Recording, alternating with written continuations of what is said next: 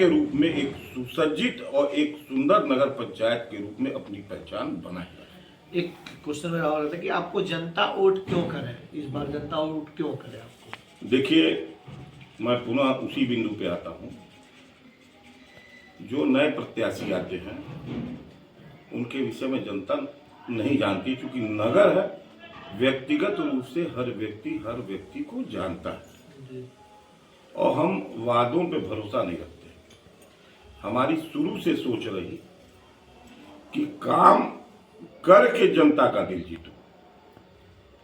हम कभी चुनावी वादा नहीं करते हैं, और अगर हमने किया भी तो 100% उन वादों को अपने कार्यकाल में पूरा किया। और जनता यही खोज रही है कि ऐसा नेतृत्व एक बार खड्डा में चाहिए, जो कि पैसा लाए और खड्डा का ईमानदारी के साथ खड्डा का एक अलग पहचान बनाए विकास के रूप में। इसलिए खड्डा की जनता चाहती है। आपको आप जनता से क्या अपील करना चाहते हैं? देखिए, जनता से मैं अपील करने वाला नहीं हूं, जनता का दिल जीतने वाला नेता हूं। और आजकल जो नेताओं की परिभाषा है उनसे थोड़ी सी मैं अलग हट करके, जो है, मेरी अपनी पहचान है, मेरा अपना एक सम्मान है, और लोग आदर के साथ, सम्मान के साथ मेरे तरफ देखते हैं और मैं उनकी तरफ देखता हूं। इसलिए जनता को यह यकीन है कि मेरे द्वारा अगर कुछ कहा गया और नहीं भी कहा गया, क्योंकि खड्डा इतना बड़ा नहीं है, मैं खड्डा में पैदल ही घूमता हूं। अपने 5 साल के कार्यकाल में मैं कभी नगर के अंदर, अगर शहर से बाहर नहीं जाना है, तो मैंने गाड़ी का प्रयोग नहीं किया। जो निर्माण कार्य यहाँ होते थे उनकी गुणवत्ता पे मेरी एकदम पैनी नजर रहती थी। जनता के बीच में मैं खुले रूप से कहता था कि यह मानक है, और इस मानक पे अगर ठेकेदार काम नहीं करता है तो आप तत्काल काम रोक करके मुझको सूचना दीजिए, और मैं मानक के अनुरूप कार्य कराने की ये मेरी जिम्मेदारी है। लेकिन ऐसी नौबत ही नहीं आई। मैं खुद ही, मेरी इतनी पैनी नजर थी कि आज भी किसी बच्चे ने ट्वीट करके मुझको कहा है, क्या कहा है भाई, वो ट्वीट कहाँ है? उसने यही कहा है कि आप सोशल मीडिया में जो फेसबुक चलाते हैं, फेसबुक के माध्यम से कोई बच्चा आपसे नगर का क्या कहा है? देखिए, उस बच्चे का ट्वीट मुझको बहुत गौरवान्वित किया है। उसने कहा कि जब मेरे पास जो धन उपलब्ध था, हमने नगर में जहां सड़कें नहीं थी, जहां विवाद थे, उन बिंदुओं को मैंने पहले उठाया। जहां सड़कें नहीं थी, नालियां नहीं थी, 11 के 11 वार्डों में हम, जबकि जिस समय चुन के आए थे, हमारे दल से सिर्फ 2 सभासद थे 11 में, और 2 सभासदों का हमको प्रत्यक्ष रूप से समर्थन प्राप्त हुआ, यानी 4 सभासद और 7 भारतीय जनता पार्टी के सभासद। लेकिन एक विकास के नाम पे 11 के 11 पूरे कार्यकाल तक मेरा साथ दिए, पूरा सहयोग किए। और सहयोग इसलिए मुझको मिला कि मैं कभी भी एक क्रूर शासक के रूप में हमने नगर पंचायत को नहीं चलाया। एक सहयोग, क्योंकि देखिए, लोकल बॉडी जिसका नाम ही है, और इसमें हमने सौहार्द बनाने में नगर के, अपनी कमेटी के भी माध्यम से, अपने नगर के लोगों के भी माध्यम से हमको बहुत बड़ी कामयाबी मिली। 5 साल के अंदर आपको यकीन होगा कि जो पुराने मुकदमे, दर्जनों मुकदमे 50 साल से, मेरे जन्म के पहले से चल रहे थे, हमने उन मुकदमों को विड्रा कराया। और पूरे 5 साल के कार्यकाल में इस नगर में एक भी आपसी झगड़े को, जमीन के विवाद को लेकर के टाउन एरिया की तरफ से एक भी थाने में FIR दर्ज नहीं। अगर आपको जनता चुनाव जिताती है तो सबसे पहले आप किस मुद्दे पे काम करेंगे? देखिए, मेरी पहचान जो है इस नगर में एक सामान्य रूप में है और सुलभ रूप में है।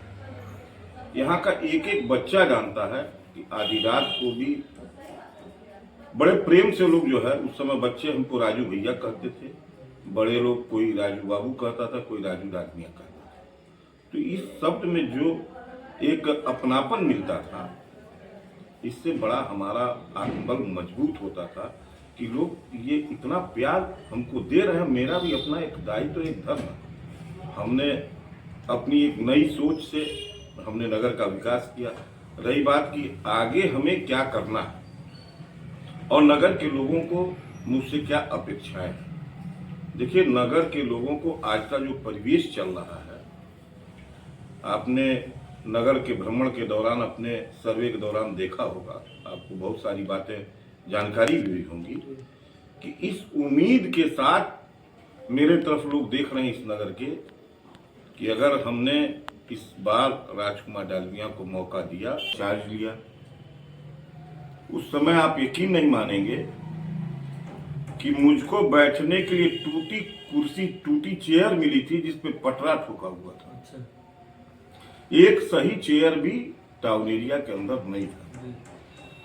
मैं 3 महीने उसी कुर्सी पे बैठा जो मुझको उपलब्ध थी। हमने कार्यालय को चुस्त दुरुस्त किया, वहाँ नए फर्नीचर उपलब्ध कराए।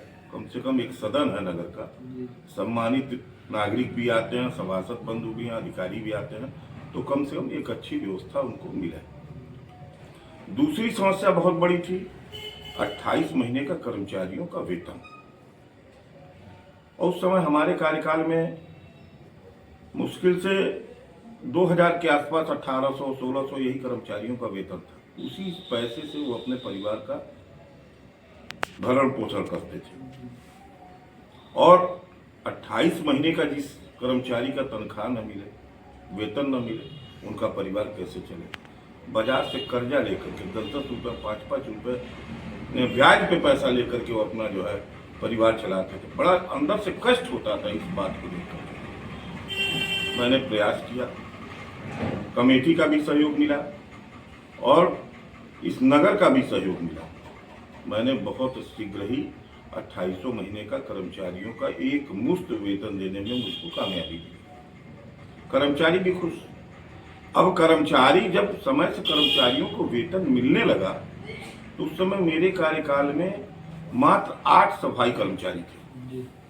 और इतने बड़े नगर की सफाई, आपको यकीन होगा, अचरज भी होगा कि 8 कर्मचारियों से हमने नगर की सफाई चुस्त दुरुस्त और समय से कराए।